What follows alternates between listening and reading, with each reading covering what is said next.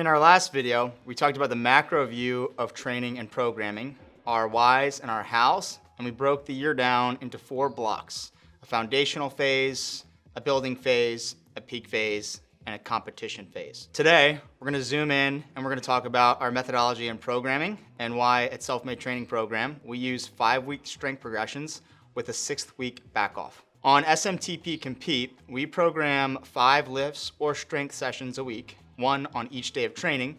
And for SMTP 60, we get 3 of those lifting days out of the 5 total training days. On SMTP, we use these 5-week progressions for several reasons. 1, we need progressive loading and overloading in our training. Programming in 5-week cycles where we build and progress our lifts from week to week is a highly effective way of developing strength and gains in our lifts in general. Second, we like the 5-week time domain because it allows us to cycle through a wider range of movements, variations, and lifting patterns across the year in a whole, rather than performing 8, 10, or 12-week cycles where we get locked into the same set of lifts over a longer period of time. This allows our athletes to experience more transfer of skill and variance in movement, which is core to the CrossFit methodology. And third, we found that the 5-week cycle or strength progression with a 6th week back off or deload allows our athletes to stay engaged and purposeful in their strength training, as compared to an 8, 10, or 12-week cycle where athletes are performing the same lifts over a longer period of time. We find that they tend to disengage, lose purpose, and almost experience boredom in the repetition and redundancy over a longer period of time. This allows athletes on the 5-week cycle to stay purposeful and to perform these lifts at intensity over a 5-week period without getting bored or losing interest in the training. The true key here to the 5-week cycles with the 6th week back off is variance. It allows us to develop lifts over a period of time while still interchanging them over the course of the year and allowing our athletes to experience the breadth of movement that CrossFit requires. Remember, for training for the CrossFit Open, quarterfinals, semifinals, and especially the games, we need to train everything. And if we train in longer blocks, such as an 8, 10, or 12-week period, we lose the ability to remain flexible and to allow our athletes to experience a high degree of transfer of skill. So, when programming as a whole, I start with a macro view. I look at the year in 4 blocks and what each of these 4 blocks needs to contain. Then I start at the beginning of the season with the first of the 4 blocks, the foundational phase. I look at the foundational phase and I start to script out and outline the 2 to 3 5-week cycles that the foundational phase is going to contain.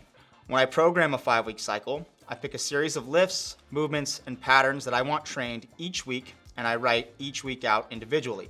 We play with set and rep schemes, tempo and pause variations, and increasing percentages over the course of each 5-week cycle to drive strength and progression in each of the lifts and strength sessions performed. For example, the current 5-week cycle for SMTP Compete consists of 5 strength sessions each week.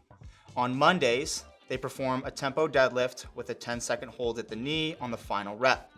On Tuesdays, they perform a tempo back squat. On Wednesdays, we have an upper body strict pulling and pressing hypertrophy session. On Fridays, we have an Anderson front squat that has progressed from week to week. And on Saturdays, we have a horizontal pressing and core hypertrophy session. This is a good series of lifts and movement patterns for the foundational phase. The way we progress these 5 lifts over the 5 weeks is by varying the set and rep schemes and the tempo and pause designations. For example, on week 1 for the tempo back squats, we had a 4x20 with a 3-second negative and a 1-second hold in the bottom. On week 2, we had 16 reps, week 3, 12 reps, week 4, 8 reps, and on the final and 5th week, we had 4 reps.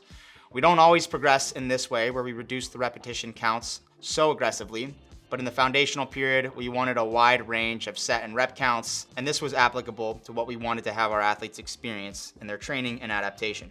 Wednesday, with our strict pulling and pressing strength session, we have another good example of how we progress our lifting and experience variation within each 5-week cycle. We change the movement patterns and variations from week to week while still holding pretty similar rep and set schemes. For example, on week 1, we had a wide grip strict pull-up. Week 2, we had a weighted strict chin-up.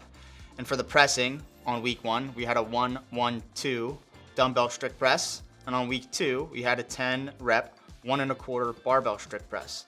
We stayed with the overhead pressing and strict pulling combination, but we varied the movements so that our athletes could experience a transfer of skill and variance throughout their training. For SMTP 60, we still had progressed lifts, but they experienced fewer sessions. On Mondays, they had the tempo deadlift.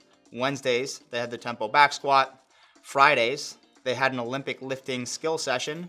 And on Tuesdays, they had the strict pulling and pressing hypertrophy session with slightly less volume. In our next video, we're gonna talk about how I program our CrossFit workouts, accessory work, monostructural intervals, and skill development pieces, and what each day looks like on SMTP60 and Compete. See you guys in the next video.